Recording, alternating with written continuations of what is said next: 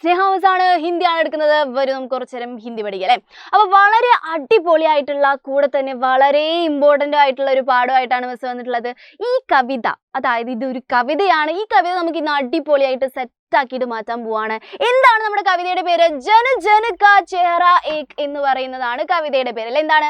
എല്ലാ ജനങ്ങളുടെയും ചെഹറ. ചെഹറ എന്ന് വെച്ചാൽ എന്താണ്? മുഖം ഒന്ന് തന്നെയാണ് എന്ന് പറയുന്ന മുക്തിബോധിന്റെ കവിതയാണ്. ഓക്കെ, ആദ്യം നമുക്ക് എന്താണ് ഒരു കവിത എന്ന് മനസ്സിലാക്കണം അല്ലെ. കവിത എന്ന് പറയുമ്പോൾ ഒറ്റയടിക്ക് നമ്മൾ കാണുന്ന അർത്ഥം തന്നെയായിരിക്കും പല കവിതകൾക്കും ഉണ്ടാവുക അല്ലല്ലേ. അതിൻ്റെ ഉള്ളിൽ വേറെ ഭാവാർത്ഥങ്ങൾ ഉണ്ടാവും. അതിൽ നിന്ന് നമുക്ക് എന്തെങ്കിലുമൊക്കെ മനസ്സിലാക്കാനും പഠിക്കാനൊക്കെ ഉണ്ടാവും അല്ലേ. ആ ഒരു ഭാവാർത്ഥം ഒരു ഇച്ചിരി കൂടുതലുള്ള കവിതയാണ് എന്ത്? നമ്മുടെ ജന ജന കാ ചെഹറ ഏക് എന്ന് പറയുന്നത്. കാരണം നമ്മൾ കാണുന്ന പോലെയല്ല ആ കവിത ഉള്ളത്. ഉള്ളിലേക്ക് കുറച്ച് അധികം കാര്യങ്ങൾ മക്കൾ മനസ്സിലാക്കാനുണ്ട്.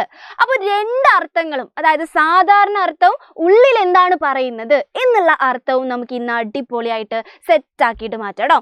അപ്പോൾ അത് ആലോചിച്ചിട്ട് പേടിക്കൊന്നും വേണ്ട. എന്താണ്? അയ്യോ, എനിക്ക് ഇങ്ങനത്തെ അർത്ഥങ്ങളൊന്നും മനസ്സിലാവില്ല, പേടിക്കൊന്നും വേണ്ട. കാരണം കവിത എന്ന് പറയുന്നത് കവിത വായിക്കുന്ന ആൾക്കാർക്കനുസരിച്ച് ഇൻ്റർപ്രിട്ടേഷനൊക്കെ മാറുന്നതാണ്. നമുക്ക് ഇഷ്ടമുള്ള രീതിയിൽ ആ കവിതയെ എടുക്കാം കേട്ടോ. അത് വെച്ചിട്ട് നിങ്ങൾക്ക് ഇഷ്ടമുള്ള മാതിരി എനിക്കിതാണ് തോന്നുന്നതെന്ന് പറഞ്ഞ് എഴുതി വെക്കാൻ പാടില്ല. മിസ് കുറച്ച് ഹിൻഡ് തരാം. ആ ഹിൻഡ് വെച്ച് നമുക്ക് ഈസി പീസി ആയിട്ട് വളരെ സിമ്പിളായിട്ട് പഠിക്കാം. അതൊന്നും ആലോചിച്ച് ടെൻഷൻ അടിക്കേണ്ട. നോക്കിയേ, ജന ജന കാ ചെഹറ ഏക്, എല്ലാ ജനങ്ങളുടെയും മുഖം ഒന്ന് തന്നെയാണ്. ഈ ഒരു മൊത്തം കവിതയിൽ എന്താ പറയുന്നതെന്ന് അറിയോ? നമ്മുടെ മനുഷ്യന്മാർക്ക് ഒരുപാട്, നമ്മുടെ മുഖങ്ങളൊക്കെ വ്യത്യാസമാണ്, നമ്മുടെ സാഹചര്യങ്ങൾ വ്യത്യാസമാണ്. നമ്മുടെ ഈ ലോകത്ത് പല പല രാജ്യത്തുള്ള ആളുകളുണ്ട് അല്ലേ. അപ്പം നമ്മൾ പല ആൾക്കാരും വ്യത്യസ്തർ തന്നെയാണ്.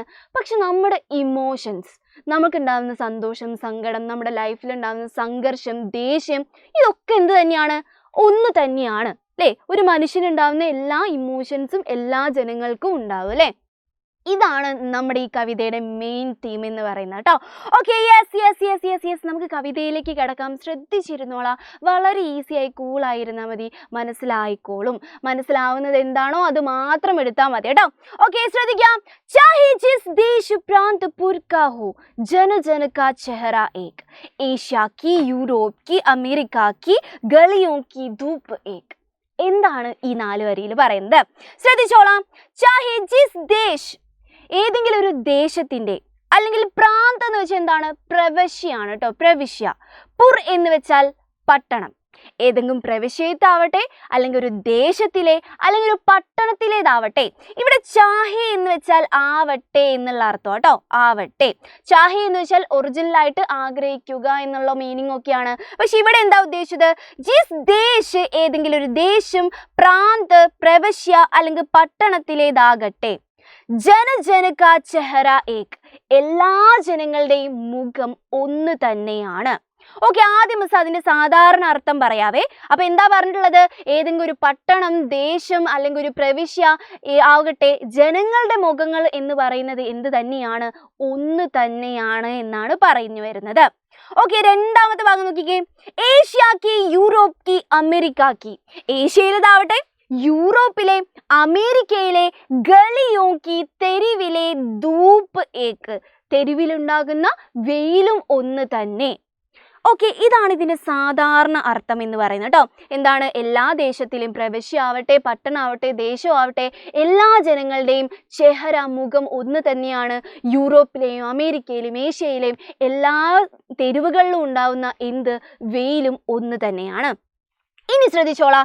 ചെഹറ എന്ന് വെച്ചാൽ ഇവിടെ മനുഷ്യന്റെ വേദന, അവൻ അനുഭവിക്കുന്ന സങ്കടം, സംഘർഷങ്ങളൊക്കെയാണ് മീനിങ് ചെയ്യുന്നത് കേട്ടോ. അപ്പൊ എന്താണ് ചെഹറ എന്ന് വെച്ചാൽ? എന്താ? മനുഷ്യന്റെ വേദനയാണ്. അപ്പൊ നിങ്ങൾ ആലോചിക്കുക, നമ്മുടെ എല്ലാവരുടെയും മുഖം ഒന്നാണ് എന്നല്ല പറഞ്ഞത്. നമ്മൾ അനുഭവിക്കുന്ന സംഘർഷങ്ങളും വേദനകളും ഒക്കെ ഒന്ന് തന്നെയാണ്. അത് അമേരിക്കയിലോ യൂറോപ്പിലോ ഏഷ്യയിലോ എവിടുത്തെ ആളുകളും ആവട്ടെ, നമ്മൾ അനുഭവിക്കുന്ന വേദന ഒന്ന് തന്നെയാണ്. അതായത് ആ വേദനിക്കുമ്പോൾ ഉള്ള നമ്മുടെ ആ ഒരു സങ്കടം ഉണ്ടല്ലോ, അത് ഒന്ന് തന്നെയാണെന്നാണ് പറഞ്ഞു വരുന്നത് അല്ലേ. നോക്കിക്കേ, ഗലിയോ കി ധൂപ് ഏക്. ഇവിടെ ധൂപ് എന്ന് പറയുന്നുണ്ടല്ലോ, എന്താണെന്ന് അറിയോ? നമ്മുടെ ജീവിതത്തിൽ ഉണ്ടാകുന്ന പ്രശ്നങ്ങളാണ് കേട്ടോ. ജീവിതത്തിൽ ഉണ്ടാകുന്ന പ്രശ്നങ്ങൾ, നമുക്കുണ്ടാകുന്ന സംഘർഷങ്ങൾ, നമുക്കുണ്ടാകുന്ന സംഘർഷം ഒന്ന് തന്നെയാണ് എന്നാണ് പറയുന്നത്. ഓക്കെ അല്ലേ? സെറ്റ് അല്ലേ?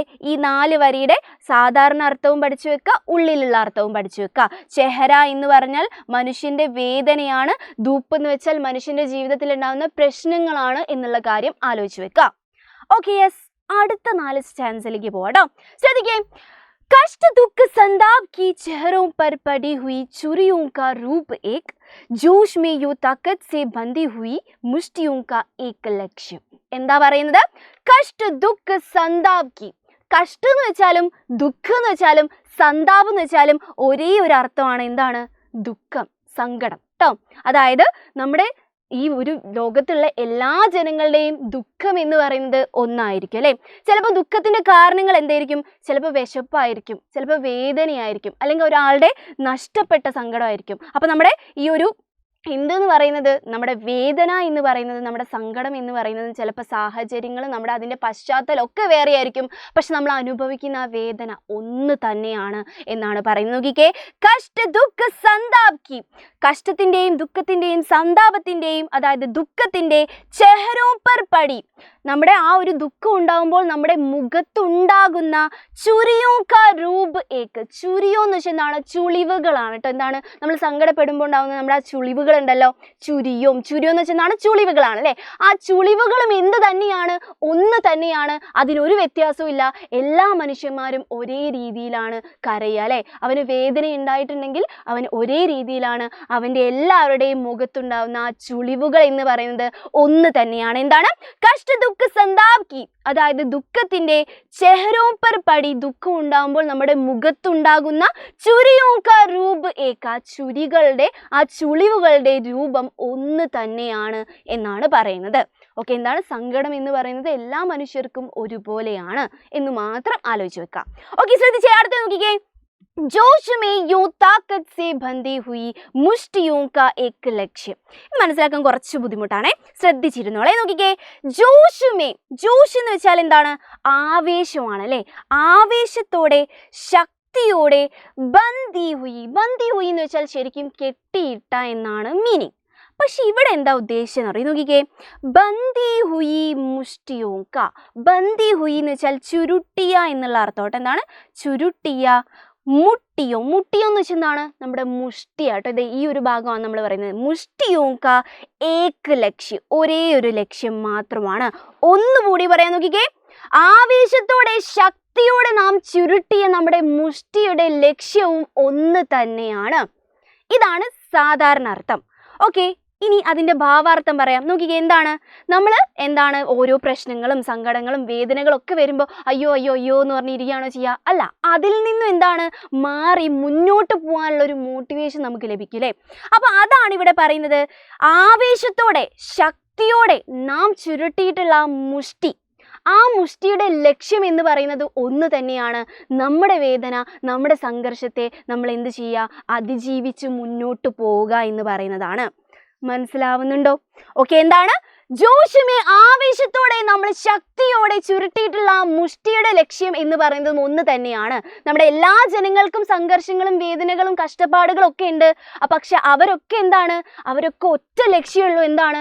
എൻ്റെ വേദനയിൽ നിന്നും എൻ്റെ ഈ ബുദ്ധിമുട്ടിൽ നിന്നും മറികടന്ന് പോകണം എന്നുള്ള ഒറ്റ ലക്ഷ്യം മാത്രമേ ഉള്ളൂ. അപ്പം അവരെല്ലാവരും ചുരുട്ടിയിട്ടുള്ള ആ മുഷ്ടികളുടെ ലക്ഷ്യം എന്ന് പറയുന്നത് ഒന്ന് തന്നെയാണ് എന്നാണ് പറയുന്നത്.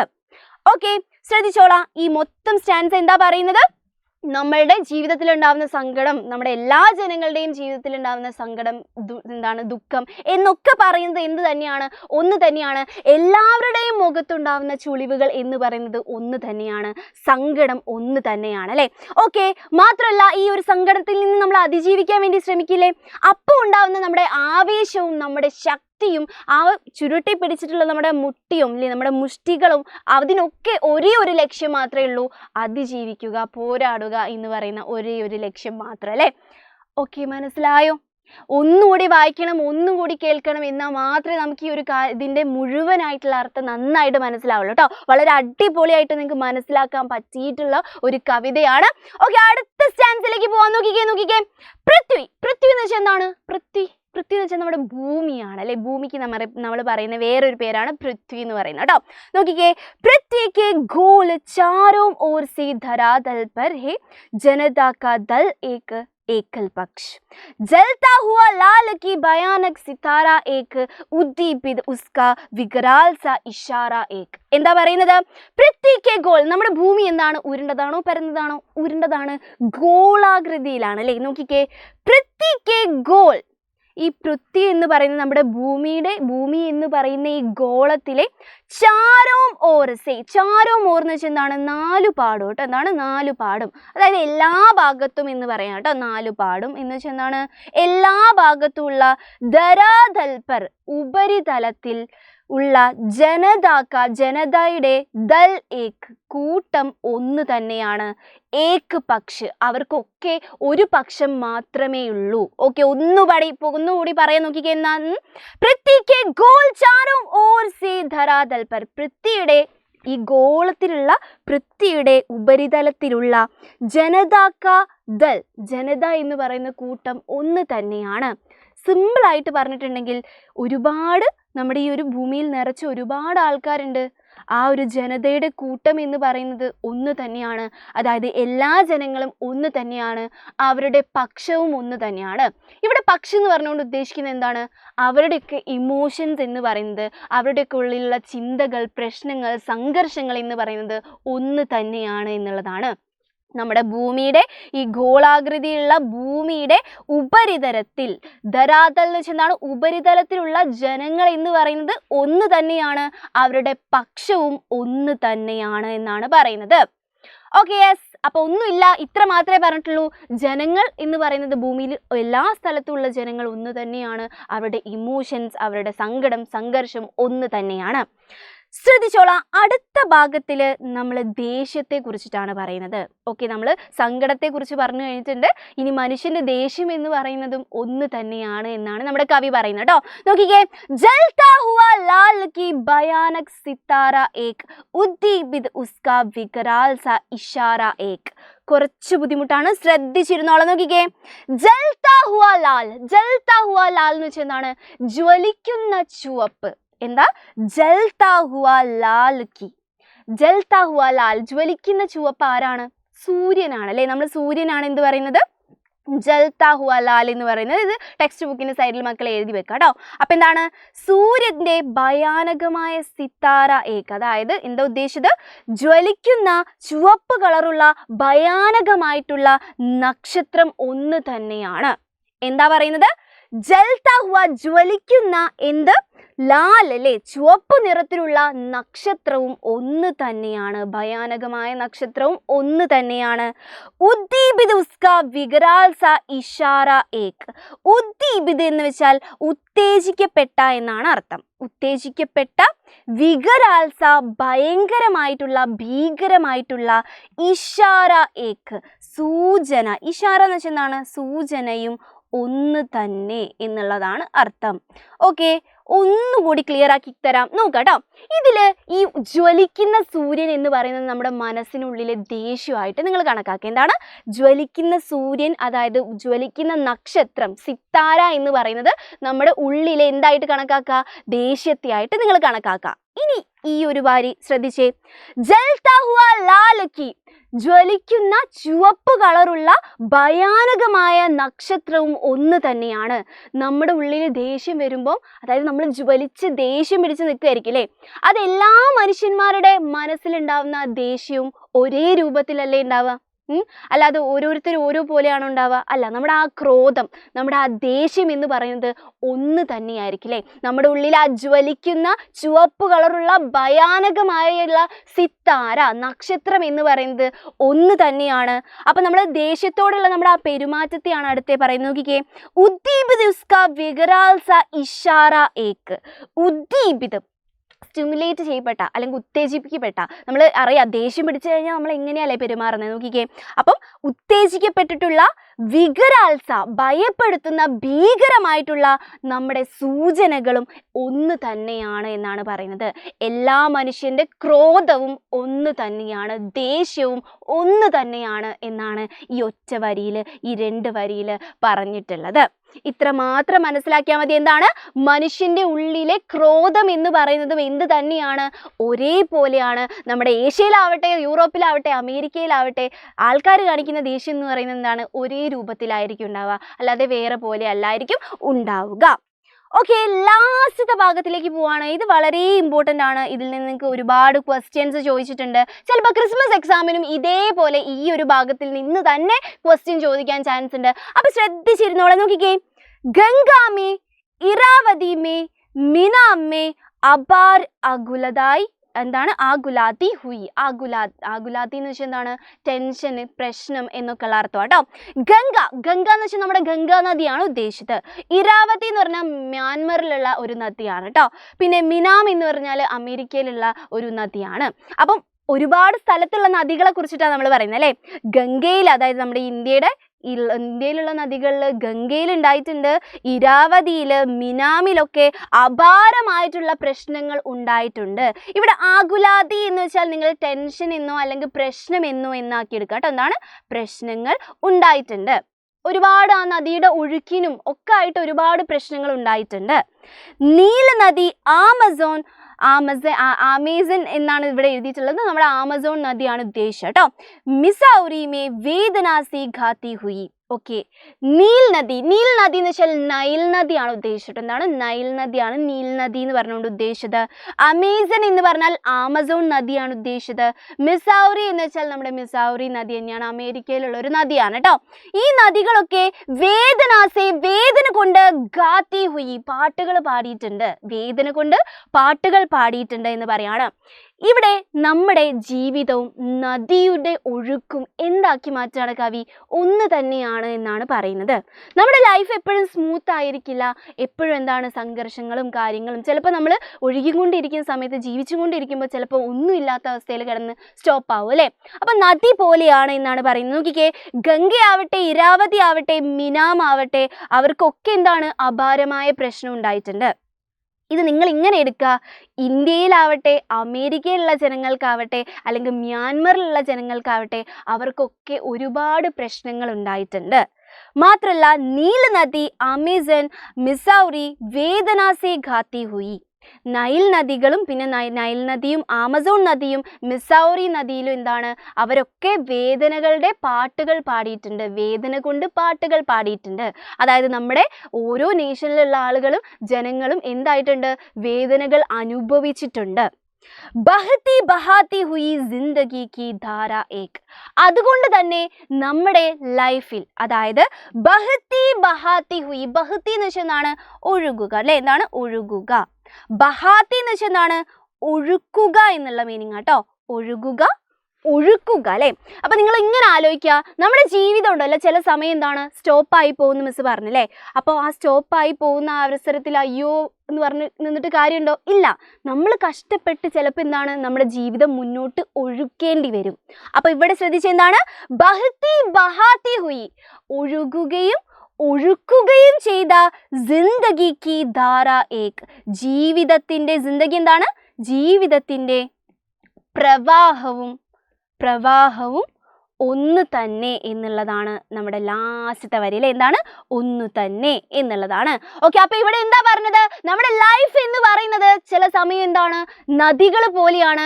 ഒരുപാട് വേദനകൾ നമുക്കുണ്ടാവും. ആ വേദനകളൊക്കെ നമ്മൾ എന്താണ്? സഹിക്കേണ്ടി വരും. ഒരുപാട് പ്രശ്നങ്ങൾ നമുക്ക് വരും. എല്ലാ ജനങ്ങൾക്കും ഉണ്ടാകുന്ന പ്രശ്നങ്ങൾ ഒന്ന് തന്നെയാണ്. അപ്പം എന്താണ്? നമ്മൾ ബഹത്തി ബഹാത്തിലെ ആ ഒഴുക്കുന്നത് അല്ലേ, നമ്മുടെ ജീവിതത്തിന് ചിലപ്പോൾ നമ്മൾ ഒഴുക്കേണ്ടിയും വരും. ഒഴുക്കുകയും ചെയ്യുന്ന നമ്മുടെ ജീവിതത്തിൻ്റെ പ്രവാഹവും ഒന്ന് തന്നെയാണ്. എല്ലാ ജനങ്ങളും ഇവിടെ എങ്ങനെയാണ് ജീവിച്ചുകൊണ്ടിരിക്കുന്നത്? ഇങ്ങനെ തന്നെയാണ് അല്ലേ. ഒരുപാട് പ്രശ്നങ്ങളും സംഘർഷങ്ങളും ഒക്കെ അനുഭവിക്കുന്നുണ്ട്. പക്ഷേ ഒഴുക്കുകയില്ലേ, ചില സമയം ആ ജീവിതത്തെ മുന്നോട്ട് കൊണ്ടുപോവുകയും ചെയ്യുന്ന ജീവിതം എന്താണ്? പ്രവഹിച്ചുകൊണ്ടിരിക്കുകയാണ് അല്ലേ. ജീവിതം എന്താണ്? അവർ പ്രവഹിപ്പിച്ചുകൊണ്ടിരിക്കുകയാണ്. ആര്? നമ്മുടെ ജനങ്ങൾ മുഴുവൻ അല്ലേ. എല്ലാ ജനങ്ങളും ഇത് തന്നെയാണ് ചെയ്തുകൊണ്ടിരിക്കുന്നത് അല്ലേ. ഓക്കെ, ഒരിച്ചിരി ബുദ്ധിമുട്ടുള്ള സാധനമാണ് എടുത്തതെന്ന് മിസ്സിന് അറിയാം. അപ്പോൾ ഇത്ര മാത്രമേ പറഞ്ഞിട്ടുള്ളൂ. നിങ്ങൾ ഈ ഒരു കവിതയിൽ എന്താ ആലോചിച്ചാൽ മതി? സംഘർഷം നമ്മുടെ മനുഷ്യന്മാർ അനുഭവിക്കുന്ന സംഘർഷം, വേദന, ക്രോധം എന്ന് പറയുന്നതൊക്കെ എന്ത് തന്നെയാണ്? ഒന്ന് തന്നെയാണ്. നമ്മുടെ മുഖങ്ങൾ വ്യത്യസ്തമാണ്, എല്ലാം വ്യത്യസ്തമായിരിക്കും, പക്ഷെ ഇമോഷൻസ് എന്ന് പറയുന്നത് ഒന്ന് തന്നെയാണ്. നമ്മുടെ ജീവിതത്തിൻ്റെ പ്രവാഹം എന്ന് പറയുന്നത് ഒന്ന് തന്നെയാണ് എന്നാണ് മുക്തിബോധ് ഈ ഒരു കവിതയിലൂടെ മുഴുവൻ പറഞ്ഞിട്ടുള്ളത് കേട്ടോ. അപ്പോൾ മക്കൾ നന്നായിട്ട് ഇത് വായിച്ച് നോക്കണം. ഈ ഭാവാർത്ഥങ്ങൾ, അതായത് ഇതിൻ്റെ ഉള്ളിലുള്ള അർത്ഥങ്ങൾ ജസ്റ്റ് ഒന്ന് മനസ്സിലാക്കി വെക്കും വേണം. പക്ഷേ എക്സാമിന് നിങ്ങളെ ഭയങ്കര ബുദ്ധിമുട്ടിച്ചിട്ടൊന്നും സാഹിത്യപരമായിട്ടൊന്നും ക്വസ്റ്റ്യൻ ചോദിക്കത്തില്ല. നമ്മുടെ ഒരു ടെക്സ്റ്റ് ബുക്കിലെ ക്വസ്റ്റ്യൻസ് തന്നെ നിങ്ങൾ നന്നായിട്ട് പഠിക്കാൻ നോക്കിയാൽ മതി കേട്ടോ. അപ്പോൾ ക്രിസ്മസ് എക്സാമിന് എന്തായാലും ഈ ഒരു പാഠഭാഗത്തിൽ നിന്നും ചോദ്യം ഉണ്ടാവും. അപ്പോൾ നന്നായിട്ട് പഠിക്കാം കേട്ടോ. അപ്പോൾ ഇതേപോലുള്ള കുഞ്ഞു കുഞ്ഞു കോണ്ടൻറ്റുമായിട്ട് മിസ് ഇനി വരുന്നതായിരിക്കും. Bye bye.